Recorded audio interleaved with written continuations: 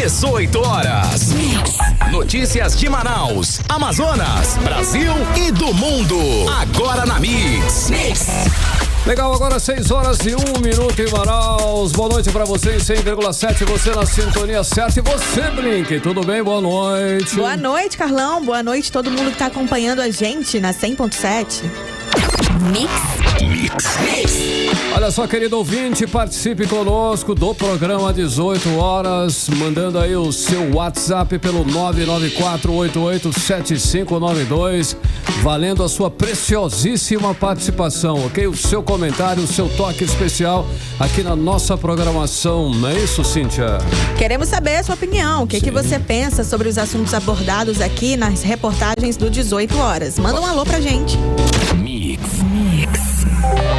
Começam 18 horas com os destaques do dia. Sobe para 24 o número de municípios afetados pela seca histórica no Amazonas. Racionamento de água já ameaça em Itacoatiara e outros municípios. Brigadistas iniciam combate aos incêndios por Cacau Pereira em Iranduba.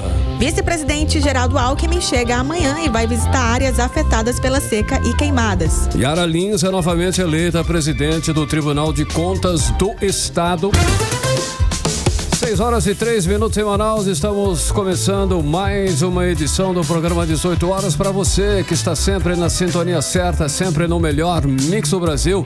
Até às 7 da noite você confere os destaques de hoje. Terça-feira, 3 de outubro de 2023 no ar. 18 horas. E a seca continua, hein? A seca no Amazonas já afeta 200 mil pessoas no estado, segundo o boletim divulgado hoje pelo Comitê Interestadual de Enfrentamento à Situação de Emergência Ambiental. O número de municípios em situação de emergência subiu para 24, enquanto 35 estão em alerta. A situação só piora, porque as águas dos rios continuam baixando. O Rio Negro baixou mais de 15 centímetros de ontem para hoje, deixando a marca no Porto de Manaus em 15 metros e 14 centímetros. Estamos apenas a 1 metro e 51 centímetros da maior seca da história, que foi em 2010, quando o nível do Rio Negro chegou a 13 metros e 63 centímetros. Olha, o detalhe é o seguinte, a vazante deve seguir pelo menos até o final deste mês. Temos mais uns 20 ou 25 dias de seca, indicando que o recorde da vazante será batido este ano ainda. Vale lembrar que no dia 3 de outubro de 2010, ano da maior vazante, o Rio Negro registrava nível de 16 metros e 50 centímetros, mais de 1 metro acima que o nível de hoje.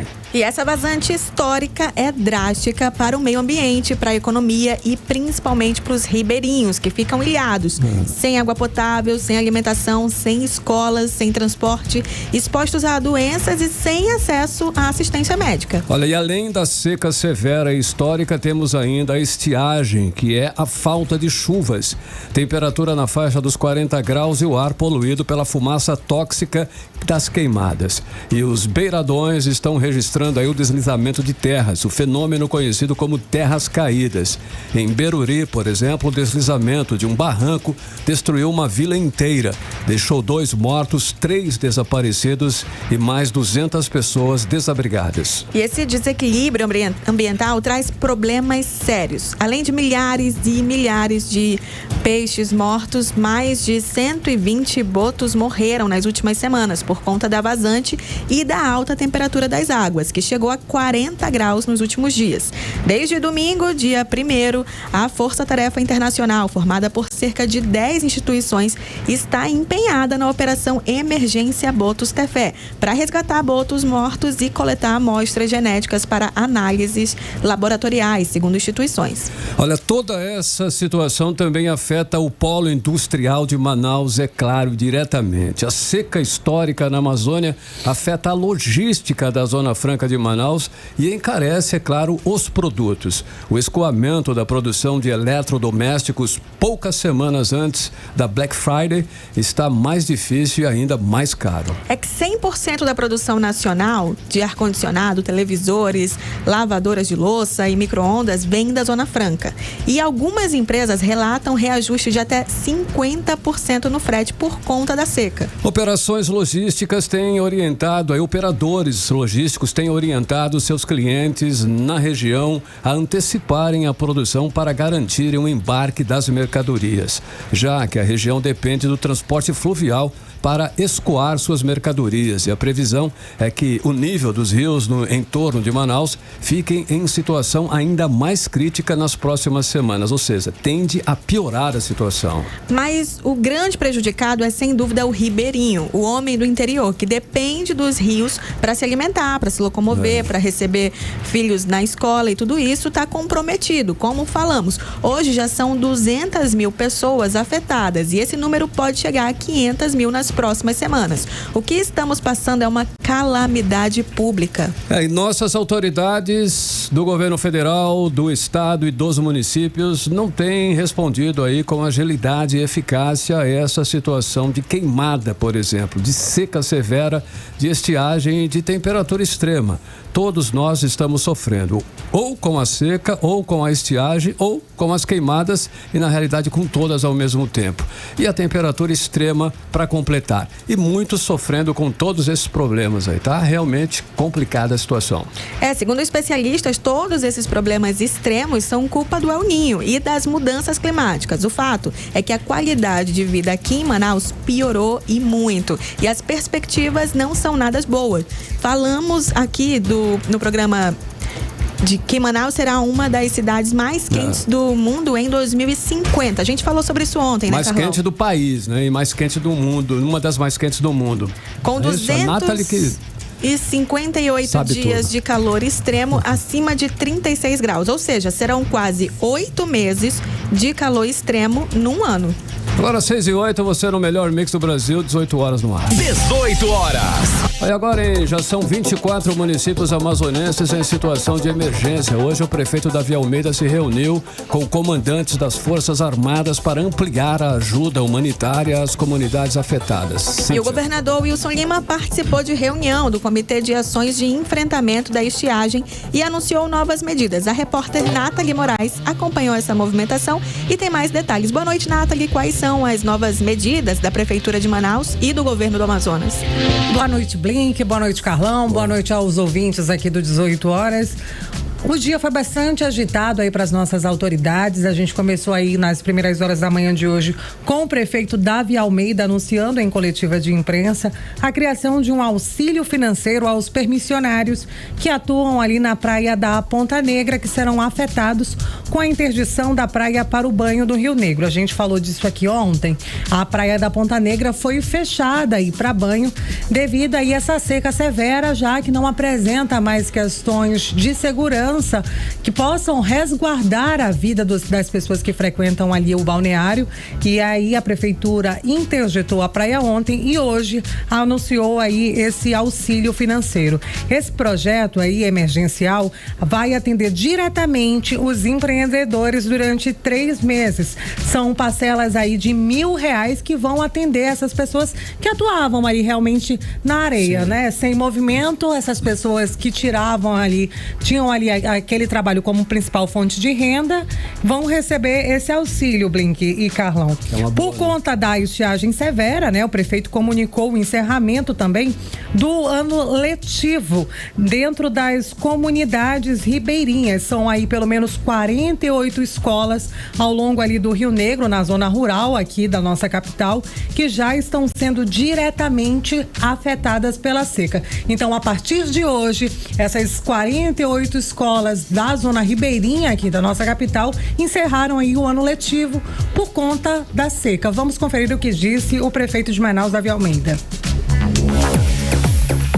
Nós estamos encerrando o ano letivo do Rio Negro em função dos grandes problemas que nós estamos encontrando. Parece que essa aqui me mostra aquelas imagens. Nós já estamos com praticamente 95% do calendário já atingido, porque o Rio Negro começa antes. Segundo o próprio calendário, mais 5 ou 7 dias úteis seriam necessários. Como nós temos nessas 55 comunidades, nós temos 48 escolas, nós já temos a internet via satélite, eles vão atuar de forma remota, o ensino remoto nesses últimos últimos 5, 7 dias de aula. Os professores vão trabalhar de home office. Com isso, nós não teremos prejudicado o ano letivo. 18 horas.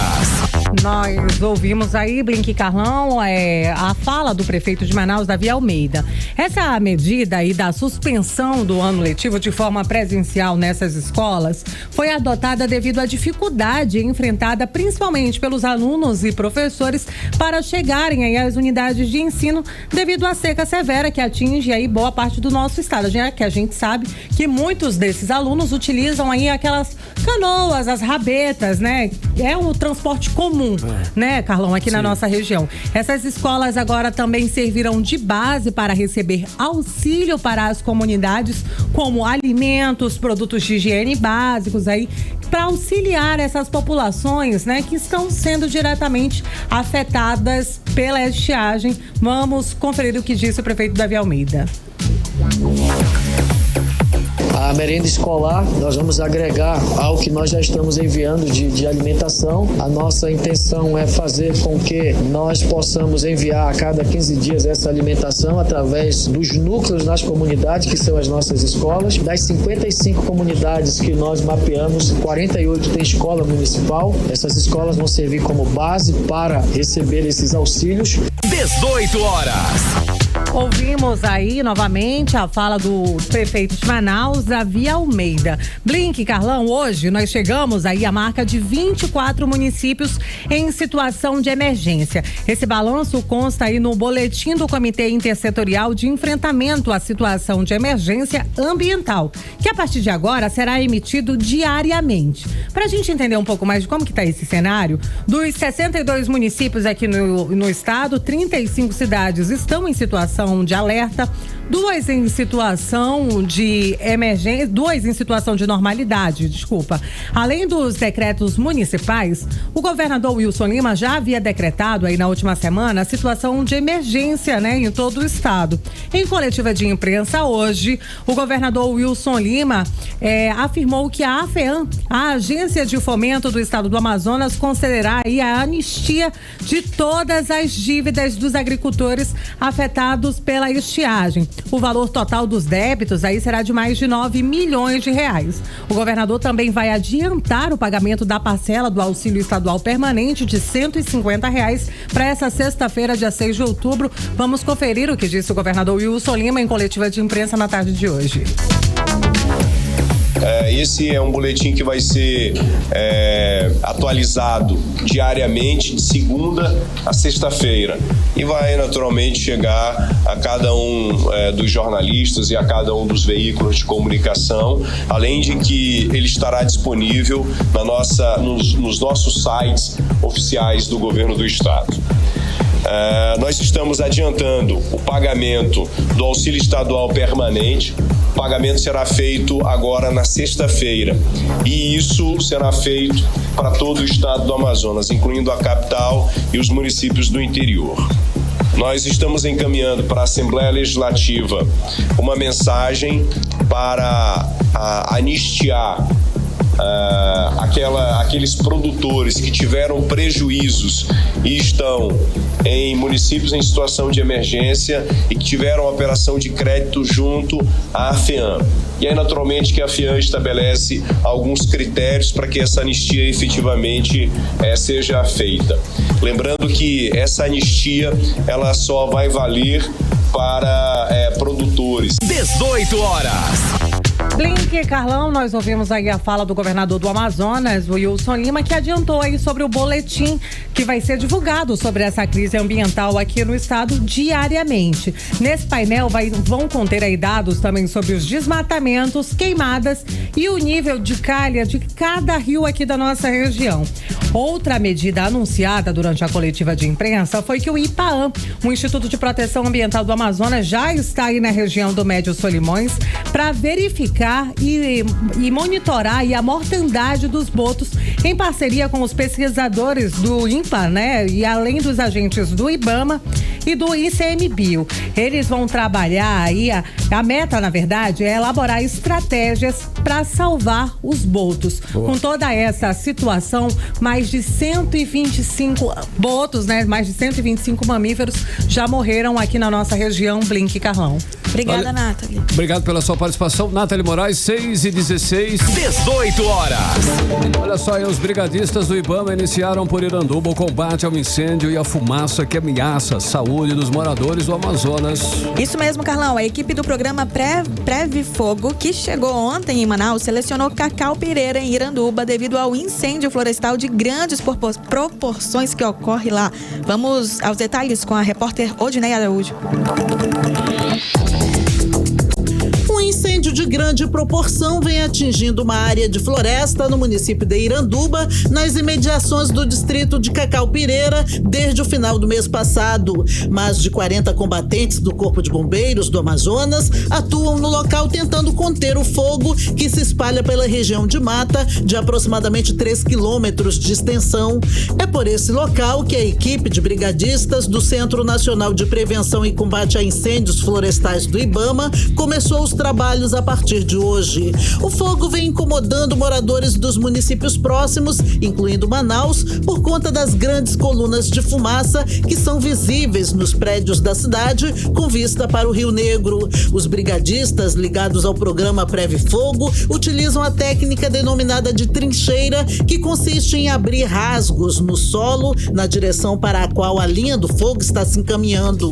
Em alguns dias, as trincheiras estarão abertas em diversas direções e o fogo não poderá alcançar as novas áreas. Atualmente, de acordo com o IBAMA, a linha de fogo no município de Iranduba se direciona para a comunidade do Janauari e para as aldeias Tucana e Taiuca. A ideia das trincheiras é impedir que o fogo chegue a essas comunidades. A equipe do IBAMA se soma ao efetivo do Corpo de Bombeiros do Amazonas, aos combatentes das prefeituras e a uma equipe da Guarda Nacional, além de 153 brigadistas contratados com recursos de uma ONG internacional que fez doação para ajudar a conter os incêndios da Amazônia. O governo do estado diz que já são 500 homens em campo no combate às queimadas, além do uso de tecnologia que permite acompanhar em tempo real os alertas de fogo e desmatamento. Segundo o governador Wilson Lima, outros estados, o governo federal e a Marinha têm enviado ajuda ao Amazonas para combater a queimada. E a gente tem também contado nesse momento com o apoio do Mato Grosso do Sul, que vai encaminhar agora uma aeronave que deve chegar essa semana até quarta-feira. A Marinha disponibilizou também um helicóptero, né, que tem uma espécie de bolsa, né, que coleta água e é para combater os incêndios. Então só aí são aproximadamente 300 litros de água cada viagem que essa aeronave faz. Então tudo isso é importante. Estamos agora trabalhando com a possibilidade de receber uma aeronave de Brasília também para combater os incêndios. Estamos conversando com São Paulo, Rio de Janeiro, que também tem estruturas de aeronave parecidas e que podem nos ajudar nesse trabalho. E a gente está com todas as nossas equipes, está todo mundo aqui muito atento a essa questão das queimadas para a gente diminuir e minimizar ao máximo possível esse problema nesse período do ano. De acordo com o governo do estado, até agora o Instituto de Proteção Ambiental do Amazonas, IPAAM, já aplicou 17 milhões de reais em multas por causa das queimadas, a maioria delas no sul do estado. Odinei Araújo para o 18 horas. Você está ouvindo 18 horas. Agora são 6h19. Você no melhor Mix do Brasil. Olha só, em a seca dos rios e a estiagem, falta de chuvas que pode ser prolongar até janeiro de 2024 vai colocar em risco o abastecimento de água nos municípios do Amazonas, atendido por poços artesianos, hein, Blink? Isso já é uma realidade lá no município de Itacoatiara. Na última sexta-feira, o município distribuiu um alerta nas redes sociais, informando sobre os riscos e pedindo a parceria da população. Para evitar desperdícios, o repórter André Meirelles está acompanhando esse caso. Boa noite, André. Então, a população pode ficar sem água na torneira, é isso? complicado. Muito boa noite, Cíntia Blink. Boa noite, Carlão. Boa noite a todos que nos acompanham ao vivo aqui na 100.7. Olha só, a segunda maior cidade do Amazonas tem aí 103 mil habitantes. Itacoatiara faz a captação de água em 42 poços tubulares, tem capacidade de produção de 10 mil metros cúbicos de águas para distribuição às mais de 23 mil unidades consumidoras. Uma das 3 cidades que enfrentam uma seca excepcional, situação mais grave na classificação do Serviço Geológico do Brasil, é também Tabatinga, que já enfrenta normalmente a situação de racionamento ou mesmo falta de abastecimento, pois é informado que menos de 50% da população tem acesso aí à rede de abastecimento nesses municípios aí, né? E agora em Manaus, o risco de desabastecimento geral é mínimo. Isso segundo a concessionária Águas de Manaus, que faz a captação da água diretamente nos canais do Rio Negro, na ponta do Ismael, zona oeste de Manaus, e também no Rio Amazonas, né, que fica na estação do Proama, na zona leste de Manaus. Então, a situação que agrava aí no município de Itacoatiara e também em Tabatinga, e também aqui na cidade de Manaus, conforme então a Águas de Manaus, que emitiu uma nota e por meio dessa nota informou que a situação de agravamento aqui é mínima, de desabastecimento é mínima, porque resumindo aqui, na capital, mesmo com a seca prevista até janeiro do ano que vem, não há risco de desabastecimento, né? A gente torce por isso, né? A gente torce por isso. Agora, sobre, a gente fala também, a dúvida de muitas pessoas aqui é como é que fica a descida dos rios, como é que fica o abastecimento da água aqui na cidade de Manaus, né, no interior do Amazonas. Tem algumas situações, como a gente mencionou agora, de que alguns interiores aqui do estado do Amazonas têm sofrido aí com a falta de abastecimento de água, mas que com a ajuda das prefeituras e também com a ajuda do governo estadual tem recebido esse abastecimento de água lá no local, mas a própria concessionária Águas de Manaus não tem conseguido suprir a necessidade nesses locais aí no interior do Amazonas, mas se tratando daqui de Manaus, aqui da capital amazonense, ela afirma que mesmo com a seca prevista até janeiro de 2024 não corre esse risco de desabastecimento, hein? A fala aí, a nota da Amazonas Energia, Águas de Manaus, perdão. Outra informação também que a gente fala que é uma dúvida que surgiu em mim, creio que surgiu em vocês, porque a gente fala também da geração de energia, né? Vindo aí da água também, geração de energia. Como é que fica essa situação sobre o fornecimento? Outra, né? Exatamente, sobre esse fornecimento de energia elétrica no estado. A situação é a seguinte: o município de Benjamin Constant foi o primeiro a ser afetado pela estiagem vazante extrema dos rios Javari e Solimões. Esses fenômenos naturais fizeram com que a prefeitura declarasse a situação de emergência. Foi uma das primeiras situações de emergência que foi declarada. Isso aconteceu no último dia 3 de agosto. Isso porque a seca alterou drasticamente aí o tempo de viagem de barco daqui de Manaus até o local. Agora, o percurso que antes era feito em torno de 20 dias está sendo concluído agora, isso em 1 mês. Com isso, as balsas da Amazonas Energia, que levam combustível para manter a termoelétrica em funcionamento, estão demorando mais que o normal para chegar ali com o insumo. Mensalmente, a empresa, né, a concessionária Amazonas Energia, abastece as termoelétricas de Auxiliadora, Axinim, Sucunduri, Itapiringa, Rio Preto da Eva, Silves, Camaruã e Jacaré, com até 3.519.000 litros de diesel. Isso porque é a quantidade suficiente para gerar energia durante aí esse período, né, e acabar atendendo a população. Agora, os outros municípios não citados são abastecidos pelos produtores independentes de energia. Agora, a seca também provocou a suspensão temporária de todas as unidades da usina hidrelétrica em Santo Antônio, em Rondônia, né? E a gente também entrou em contato com o operador nacional do sistema elétrico, e por meio de nota sobre o fornecimento de energia elétrica, a resposta é a seguinte: o ONS, que é o operador nacional do sistema elétrico, ressalta que o abastecimento de energia em todo o país está garantido. Blink, Carlão. Que bom, né? Tomara. Valeu, André Meirelles, obrigado pela sua participação. Agora 6h25, você no melhor mix do Brasil. 18 horas. Olha só, o vice-presidente Geraldo Alckmin chega amanhã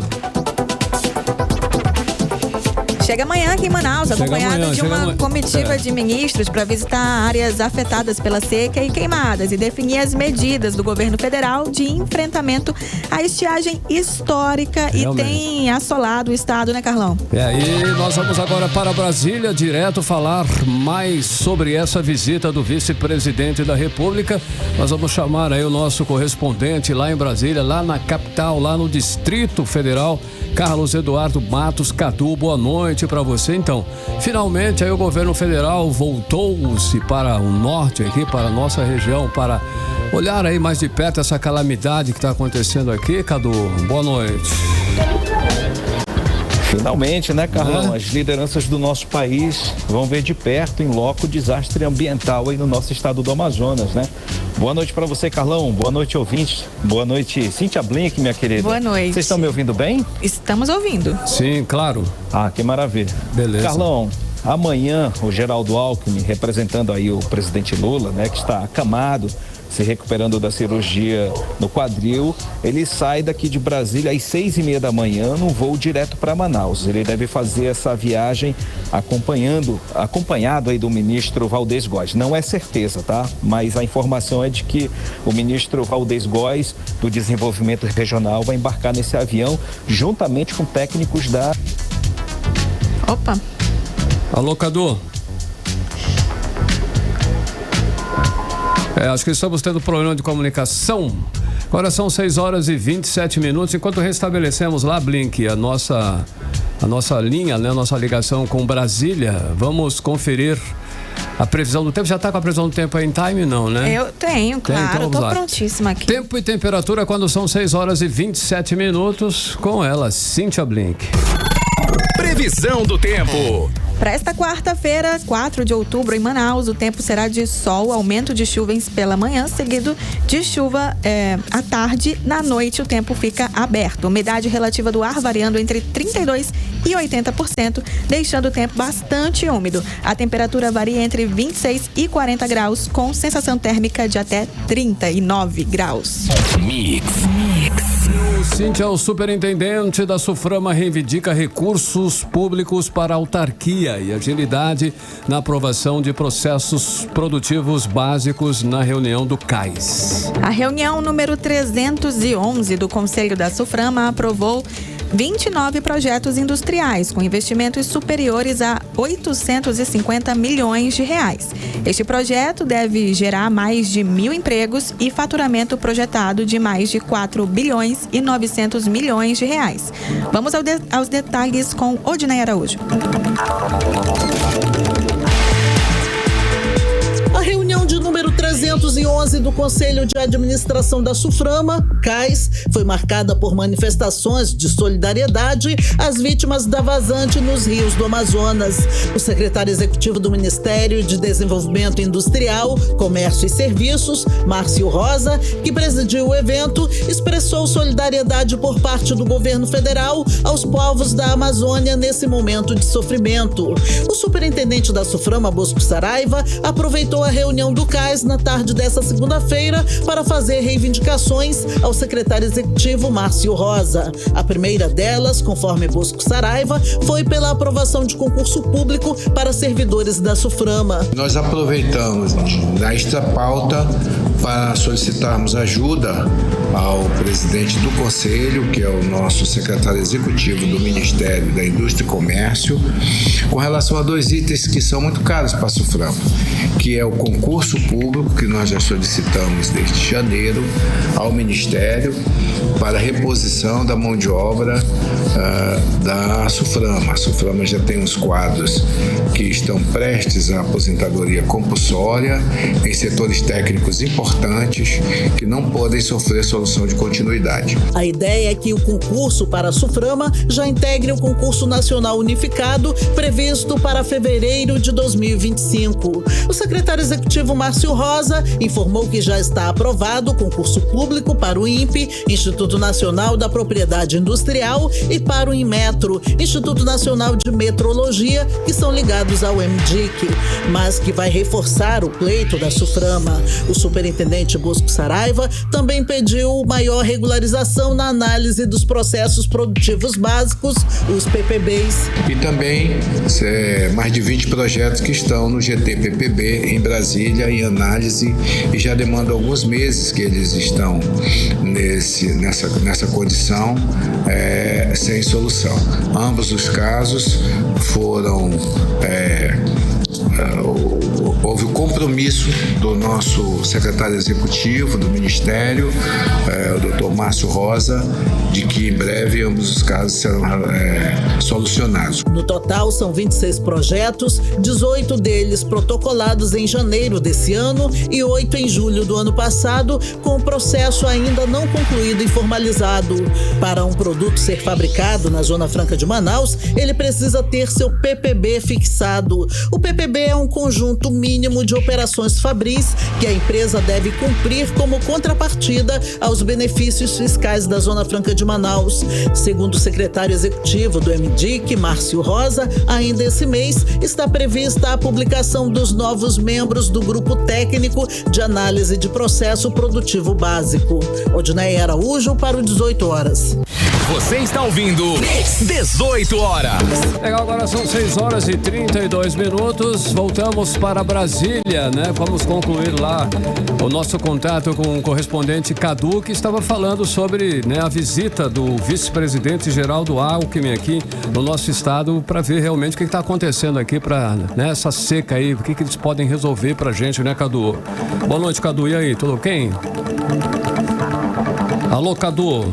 Ih, acho que a gente tá sem o Cadu. Realmente. Daqui a pouquinho a gente tenta novamente. 6 horas e 33 minutos, você no melhor mix do Brasil. 18 horas. 6 horas e 33, você no melhor mix do Brasil, até às 7 da noite, você conferindo os destaques do dia em mais uma edição do 18 horas. As forças de segurança pública, em conjunto com as secretarias do governo do estado e da prefeitura de Manaus, deflagraram na manhã de hoje a operação Centro Seguro e Revitalização na região central de Manaus. Cíntia. Pois é, o objetivo é combater o tráfico de drogas e a prostituição na área central. 8 hotéis foram fiscalizados na área central. A operação também realizou ações de abordagem e defesa social à população em situação de rua, como explica a repórter Nathalie Moraes. A Secretaria de Estado de Segurança Pública do Amazonas, por meio das Forças de Segurança, a Polícia Civil do Amazonas e Polícia Militar, em conjunto com as secretarias do Governo do Estado e da Prefeitura de Manaus, deflagraram na manhã desta terça-feira a Operação Centro Seguro e Revitalização na região central aqui da capital. De acordo com informações do delegado Marcelo Martins, titular do 24º Distrito Integrado de Polícia, a operação integrada contou com vários eixos de atuação, entre elas as ações repressivas contra o tráfico de drogas, homicídios, roubos, furtos e prostituição de menores. Com o apoio de 2 cães do Cipicães, as forças de segurança realizaram vistorias em 6 hotéis nas principais ruas da área central, onde foram cumpridos mandados de busca e apreensão. Em um desses hotéis, a polícia encontrou um revólver calibre 38 e 4 munições, além de entorpecentes como pedras de crack, maconha, trouxinhas de cocaína, balança de precisão. Todo o material utilizado para o embalo e preparo dos entorpecentes.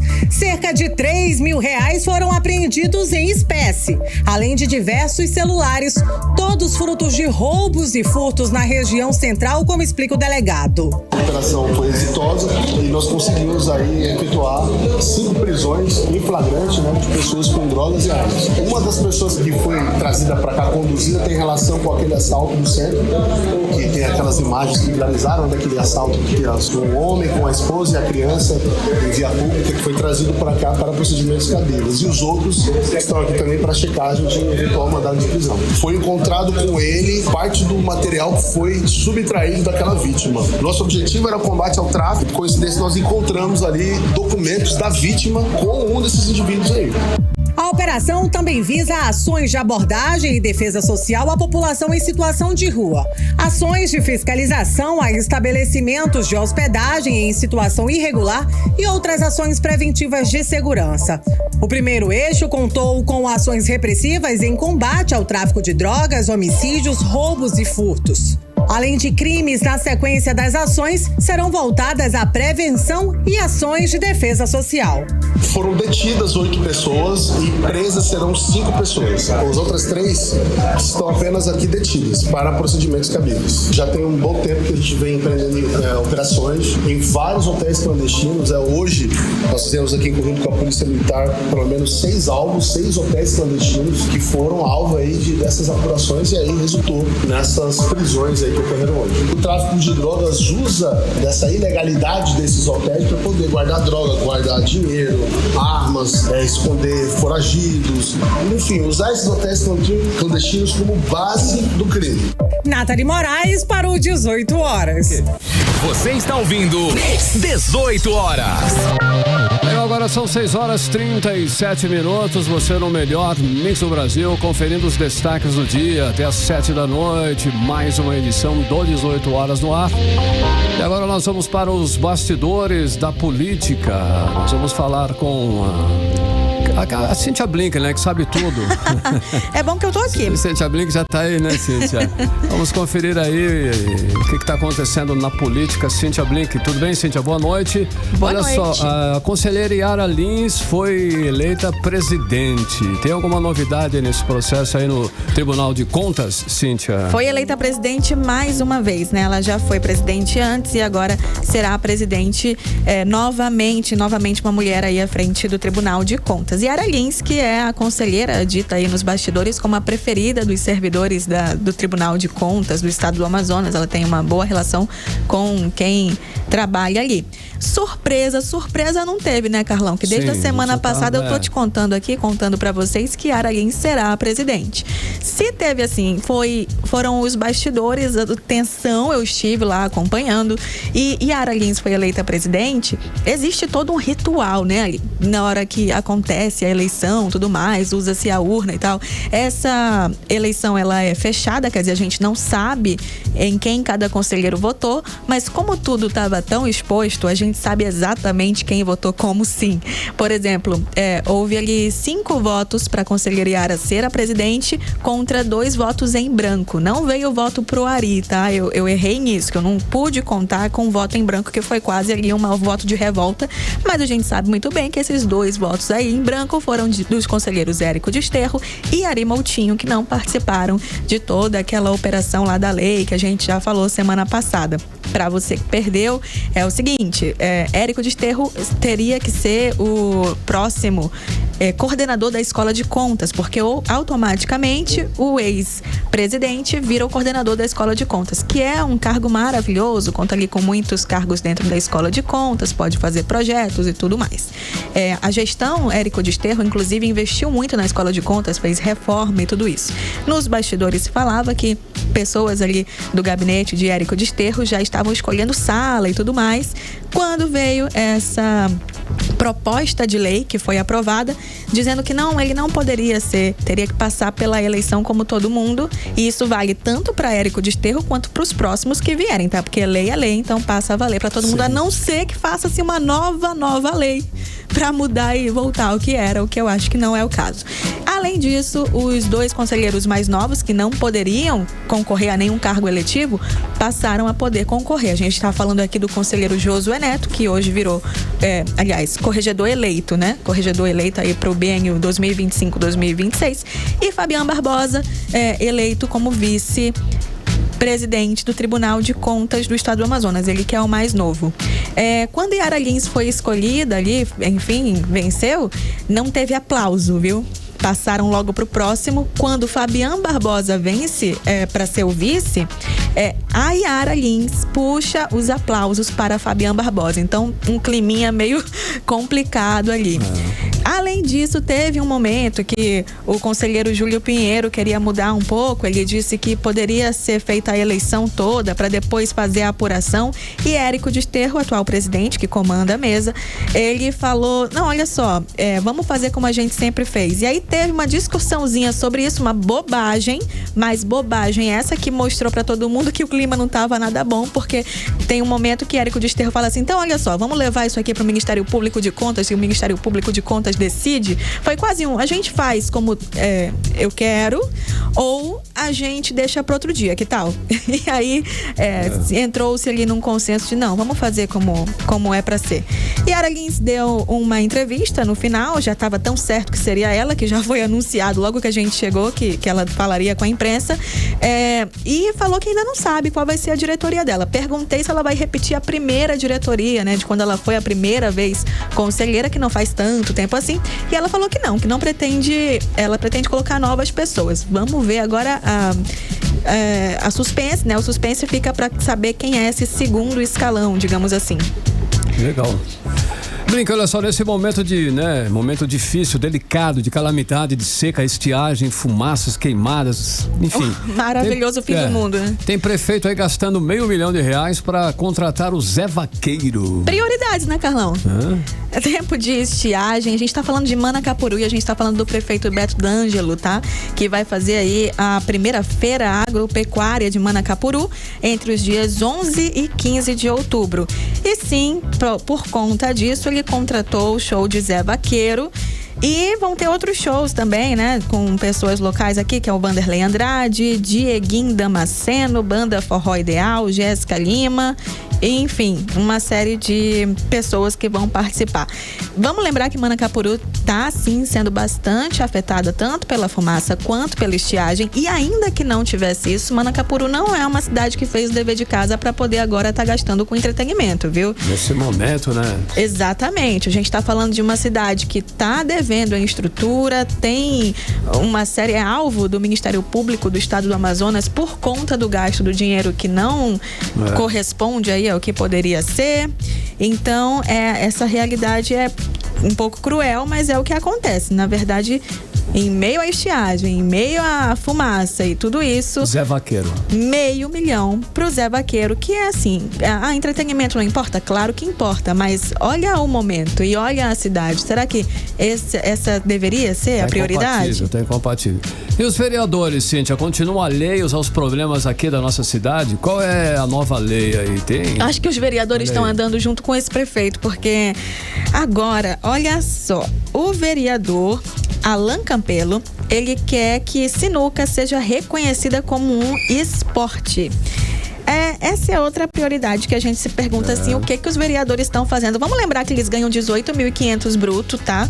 Aí você pensa no seu salário, vê o quanto você entrega e vê o quanto Alan Campelo e companhia estão entregando. Quanto a essa lei, ela, ainda que estivesse valendo, ok, vamos fazer aí da sinuca um esporte. Bacana, mas assim, isso já é um esporte, gente. De acordo com o Conselho Nacional de Desporto, a sinuca é reconhecida como esporte desde 1988, mais velho que muita gente que tá ouvindo a gente, né? Então, não tem por que fazer essa lei, não há razão nenhuma para isso, mas Alan Campelo tá gastando dinheiro público dessa forma. Além dos 18.900, que é o valor aí da remuneração de cada um dos 41, aí você faz essa multiplicação, eles também podem gastar mais de 30 mil com CEAP, tá? A cota de exercício de atividade parlamentar. E, enfim, uma série de outras coisas, mas que a gente segue aqui acompanhando para você saber como está sendo utilizado o dinheiro e os recursos públicos. Cíntia Blink, os bastidores da política, 6h44, você no melhor mix do Brasil. 18 horas. Agora nós vamos, Cíntia, vamos lá para Brasília de novo, hein? Vamos falar com o nosso correspondente, que é o Cadu. E aí, Cadu, como é que tá? Qual é a perspectiva da visita de Geraldo Alckmin aqui para o nosso estado? Boa noite mais uma vez, Cadu. Boa noite mais uma vez, né? Carlão. Vamos tentar de novo concluir essa conexão nossa. Carlão, recapitulando aí, amanhã, Geraldo Alckmin, ele segue aí para o estado do Amazonas, representando aí o presidente Lula, que está se recuperando da cirurgia no quadril. Como eu falei, ele sai daqui de Brasília às 6h30 num voo direto para Manaus, e ele vai fazer essa viagem provavelmente acompanhado do ministro Valdez Góes, do Desenvolvimento Regional, e também de técnicos da Caixa Econômica Federal, e também alguns deputados da nossa bancada. Tem deputado aí querendo se escalar nessa viagem e seguir esse voo direto para Manaus. Chegando aí na capital do Amazonas, o Alckmin ele vai encontrar o governador Wilson Lima, e aí eles devem fazer juntos esse sobrevoo nas áreas mais atingidas pela seca. A ideia, Carlão, é ter uma noção mais real da dimensão dessa crise, né? Claro que há um marketing político nessa história, né? Para tirar aquela foto, ele sobrevoando ali e tal, enfim.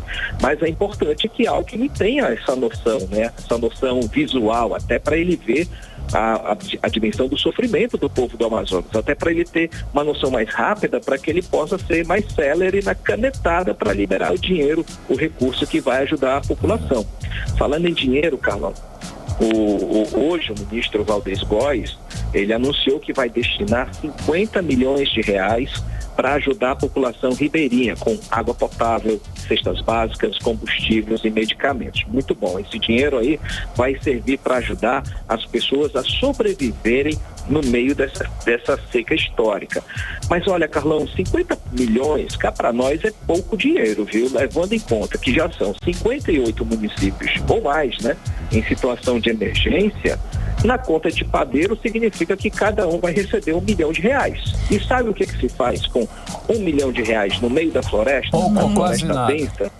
Exatamente, Carlão. Pouquíssima coisa. Ô, Cadu, e você está sendo otimista, né? Porque, assim, em teoria, esse dinheiro vai chegar onde precisa. Estiagem. Na pandemia, a gente viu alguns desvios acontecendo. Tem esse detalhe. Então, vamos ficar de olho bem certeiro esse componente, né? Esse componente de corrupção. Mas olha, eu ia dizer que esse dinheiro aí é gasto quase todo com transporte, com logística, né? Com aeronave, combustível, e a bancada tem reclamado que esse atual governo, ele contabiliza tudo nesse valor, transporte, gente, pessoal, aí contabiliza e dá aquele bolo, aquele valor grande, né? Mas a gente espera o melhor, vamos ver se o governo libera mais um pouquinho, até porque essa crise a gente já sabe que vai até janeiro. E o vice-presidente Geraldo Alckmin, falando nele também, ele anunciou agora à tarde, Carlão e Blink, que o governo federal vai investir 138 milhões de reais na instalação de 2 dragas em 8 quilômetros do Rio Solimões e em 12 quilômetros do Rio Madeira, para facilitar a navegação nas regiões mais prejudicadas pela seca e impedir uma crise de desabastecimento nas regiões, né, nas comunidades do interior. A ordem de serviço, segundo o governo, o Blink Carlão, vai ser assinada amanhã e o trabalho deve durar de 30 a 45 dias. Vamos ficar de olho nessa, né? Então hoje foi um dia muito importante, de muitas tomadas de decisão, de anúncios de ajuda do governo federal ao povo do Amazonas que sofre com a seca. A gente só espera que essa ajuda chegue logo, porque não está fácil para ninguém, né? Carlão e Blink. Cadu, a bancada do Amazonas está mobilizando prefeitos para encontros com ministros de Lula? Qual é a agenda? Exatamente, tudo aí a história da seca no Amazonas, né? Ontem a gente falou aqui que Brasília está repleta de prefeitos de todo o país, estão participando de uma grande mobilização em protesto contra a redução do repasse do FPM, né, que é o Fundo de Participação dos Municípios, e realmente está cheio aqui. A Câmara dos Deputados ficou lotada de prefeitos e de vereadores. Do Amazonas tem uma comitiva de 22 prefeitos e vereadores, e hoje essa turma aí participou da reunião com o ministro Valdez Góes, que a gente acabou de falar. Os prefeitos, eles entregaram um ofício que foi assinado por 55 prefeituras do Amazonas, pedindo aí a ajuda no valor de 50 milhões de reais. Então esse valor cedido pelo governo foi sugerido por essa bancada aí de prefeitos e vereadores. E aí, diante desse pedido de socorro, o ministro Valdez Góes, ele autorizou o repasse desse dinheiro, né?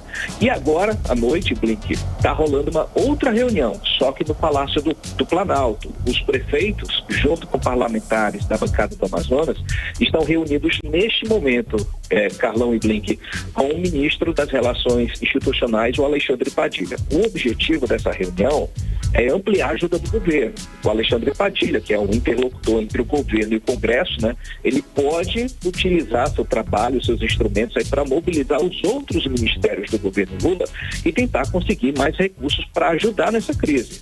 Ou seja, os parlamentares, os prefeitos não estão satisfeitos só com esses 50 milhões de reais que estão sendo concedidos pelo governo federal de imediato. Eles querem mais dinheiro e se espremer um pouquinho sai mais, viu? Vamos torcer para que saia mais dinheiro do bolso, tirar o bolso do escorpião. O escorpião do bolso. Dinheiro tem. Dinheiro tem. Nessa reunião está praticamente toda a bancada. Eu já recebi informação aqui de que está lá o Atila Lins, o Amon Mandel, Silas Câmara, Sidney Leite, Saulo Viana e o coordenador também, o senador Omar Aziz, e o presidente da Associação Amazonense dos Municípios, o Anderson Souza. Ontem eu falei que o nome dele era Anderson Souza, ele ficou ofendidíssimo. Nick Carlão. Ei, Cadu, olha só, o presidente da Câmara trancou as votações. Só vai reabrir em novembro, tá certo isso? Um mês? Essa é a previsão nos bastidores, viu, Carlão? Tá ficando feia essa briga entre Lira e Lula. O Arthur Lira não tem sido contemplado pelo governo no atendimento aos seus pleitos, né? Principalmente cargos. E aí ele resolveu intensificar a operação que está sendo chamada aqui de trava-agenda na Câmara. Ele simplesmente, Carlão, reduziu ao máximo o volume de votações no plenário, colocando em votação só os projetos pequenos, aqueles de menor importância, e o objetivo é claro, é não votar as pautas de interesse do governo, principalmente as medidas provisórias. Tem várias MPs na fila, Carlão, tudo esperando votação, e se não forem votadas, essas MPs aí que tratam de programas importantes do governo, que foram implementadas no início desse ano, no início do mandato, podem não continuar, e aí prejudicar o governo mesmo. A crise política nos bastidores do Congresso Nacional, Carlão e Blink, é muito grave, viu? E tá todo mundo tirando proveito disso. Esse que é o maior problema. O Arthur Lira decidiu manter o pé no freio enquanto não recebeu os cargos que ele pediu na Caixa Econômica Federal. A bancada do agronegócio está pegando carona nessa crise, obstruindo também, por causa do PL do marco temporal, né, que ele foi aprovado, mas não foi sancionado ainda pelo presidente Lula. A bancada evangélica, Carlão e Blink, também pega carona fazendo obstrução por causa do julgamento no STF da descriminalização do aborto. É uma pauta cara e eles querem prejudicar o governo. E a oposição, por último, aí pega carona também, porque quer ver, afinal, o governo desgastado. Enquanto isso, o Congresso Nacional vai parando aos poucos, Carlão, e até parar geral em novembro. A informação de bastidor é que semana que vem, que vai ser uma semana imprensada, né, não vai ter nada por causa dessa mega obstrução. Triste para todo mundo, né? Triste pra gente, pra sociedade, triste pra classe política, uma vergonha. Volto com vocês, Carlão e Blink. Beleza, conseguimos, Cadu. Afinal, conseguimos, gente. Valeu, obrigado pela sua participação, Cadu. Valeu, galera, até mais. Valeu, tchau. Um abraço. Agora 6h53, você no melhor mix do Brasil. 18 horas. E agora nós vamos rapidinho conferir tempo e temperatura para esta noite de terça-feira com ela, Cíntia Blink. Previsão do tempo. A previsão para a noite desta terça-feira é de tempo aberto, com possíveis chuvas durante a madrugada. A temperatura varia entre 26 e 30 graus. Mix. 18 horas. Esporte. Então, agora chegou a hora do esporte, quando são 6h54, com ele, André Meirelles. André, expectativa de público para o jogo de sábado do Amazonas Futebol Clube contra o Botafogo da Paraíba é de recorde, hein? Ou seja, deve superar aí 40 mil espectadores, é isso mesmo? Isso mesmo, Carlão, boa noite para você mais uma vez, para você, Blink, todos que nos acompanham. Olha, hoje às 5 horas da manhã já tinha torcedores aí chegando nas bilheterias da Arena Amadeu Teixeira. Isso tudo para a compra de ingressos do jogo entre Amazonas e Botafogo aí, como você falou, Carlão, que acontece nesse próximo sábado já, no dia 7. Da Paraíba, às 5 da tarde. Isso vai acontecer na Arena da Amazônia. Isso tudo, Carlão, pela 6ª rodada da segunda fase. Olha, foram filas quilométricas em que se formaram hoje para compra desses ingressos. E aí, Carlão, será que esgota isso? Eu acho que sim, vai dar. Eu tô nessa. Olha, esgotado aí tava o valor da meia entrada, porque foi R$25. E a inteira Tá cinquentinha, né? O que é R$50 aí? Não é nada. Pra ver a vitória de quem? Quem será que ganha? E os ingressos também podem ser adquiridos por meio do site. Ó, você que tá ouvindo nesse momento, não quer aí enfrentar fila, vê aí se não esgotou o ingresso, acessa aí, ó, ingressosdevantagens.com.br. E para não enfrentar fila, você pode adquirir por lá. Porque os primeiros lotes de ingressos foram comercializados rapidamente já no primeiro dia de venda presencial, esgotando os bilhetes de meia entrada, né, que são aqueles bilhetes online, e camarote. O Amazonas, que é o clube de apenas 4 anos, é um novinho aqui, ó. O Amazonas precisa apenas de um empate para subir de divisão e pode subir até em caso de derrota. Série B. Série B, vai chegar a Série B. Eu acredito que vai. E só lembrando que o público recorde foi de 44.896 torcedores pela final do Campeonato Brasileiro da Série D entre Manaus e Brusque, né? Jogo vencido pelo time catarinense nos pênaltis. Então vamos lá torcer pelo Amazonas Futebol Clube. E tem também a Nathalie Moraes aqui no estúdio, ela tá torcendo contra? Nathalie não. Não, gente, eu aposto aí num placar de 3-0 aí pro Amazonas, já que o Botafogo da Paraíba já tá desclassificado mesmo, a gente tem que torcer pelo nosso time da nossa terra, é 3-0 no Amazonas, lá na Arena da Amazônia nesse sábado. Valeu. É isso aí, André, que temos pra hoje? É isso aí, olha só, mais uma informação aqui, manda. O Tite disse sim ao Flamengo e aceita assumir o clube já neste mês de outubro. Vai pra lá. Esse era o maior empecilho para a negociação avançar. Agora, as partes discutem as minúcias do contrato que terá validade até dezembro de 2024, quando se encerra o mandato do presidente Rodolfo Landim. E hoje tem Fortaleza e Corinthians pela Copa Sul-Americana. 8h30 da noite, hein, Carlão? Certo. É isso aí. Valeu. 6h57, André Araújo, o esporte. 18 horas. Agora nós vamos para as últimas, né? Saideiras, últimas informações do 18 horas de hoje com Nathalie Moraes. Olha só, Blink e Carlão, na manhã desta terça-feira, uma lancha militar que iria aí transportar fuzileiros navais da Marinha ficou destruída após ser atingida por um incêndio no porto da Ceasa, na zona sul aqui de Manaus. Esse incêndio também impediu que as pessoas que transportavam aí, que têm acesso aí para as balsas que vão até o Careiro, atrasando também o embarque desses passageiros. E a partir de hoje está proibida aí a pesca de tambaqui aqui em todo o Amazonas. Isso aí porque nós entramos no período do defeso, período aí dedicado aí para a reprodução de algumas espécies.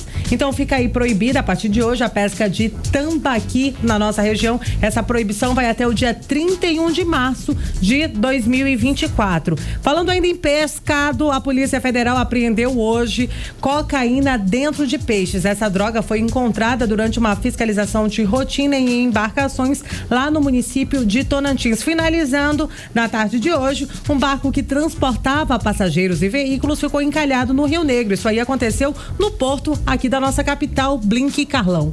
Obrigada, Nathalie. Valeu, Nathalie. 18 horas. E seguimos agora para o editorial 18 horas. Editorial 18 horas. A viagem do vice-presidente da República, Geraldo Alckmin, a Manaus amanhã é uma grande oportunidade para as lideranças políticas do estado. Ele vem tratar das questões urgentes da forte vazante dos rios na região. Mas não custa nada que as autoridades, que as lideranças mostrem a ele a situação da quase inexistente infraestrutura de transporte no estado. Alckmin vem a pedido do presidente Lula e pode levar ao governo central pelo menos uma reivindicação para diminuir os problemas na próxima vazante. Instalação e manutenção de hidrovias bem feitas, dragadas e bem sinalizadas na região. No mundo inteiro, as hidrovias, há centenas de anos, são de extrema importância para o transporte de pessoas e mercadorias. E a Amazônia, a região com alguns dos maiores rios da Terra, ainda padece para ter esse benefício. 18 horas. Hora 6h59, Cíntia Blink. Boa noite. Boa noite, Carlão. Até amanhã. Até amanhã. Continue bem, continue em 100,7. Até. Você ouviu 18 horas. As notícias do Brasil e do mundo. De volta amanhã.